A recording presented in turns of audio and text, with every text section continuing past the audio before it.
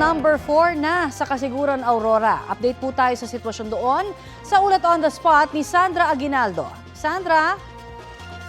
Yes, Connie, kasalukuyan nga pong binabagyo o binabayo ng bagyong Paulo itong Kasiguran, Aurora. Nagsimula po naming maramdaman yung ulan at hangin na dala nito bandang alas 8 hanggang alas 9 ng umaga.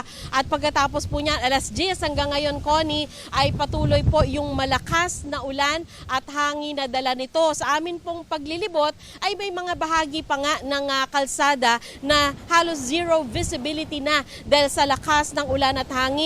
May mga kable po ng kuryente na lumaylay na, kaya pinag-iingat po ang mga sasakyang bumabiyahe pa rin sa gitna ng bagyo. Malalaki po ang alon sa baybayin ng Kasiguran. Mistulang nagsasalpukan ng alon at namumuti po ang dagat ng pagpasyalan namin ito.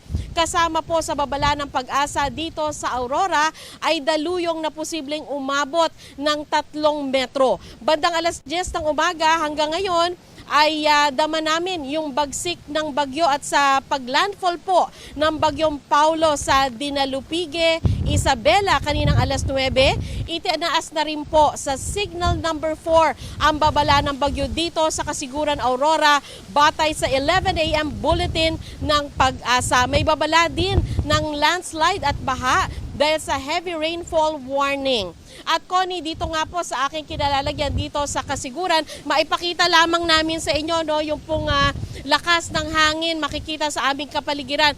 Partida pa yan, Connie, kasi medyo may building po na malapit sa akin kaya hindi ako masyadong tinatamaan ng hangin. Kailangan natin yan para ma-establish ang ating signal.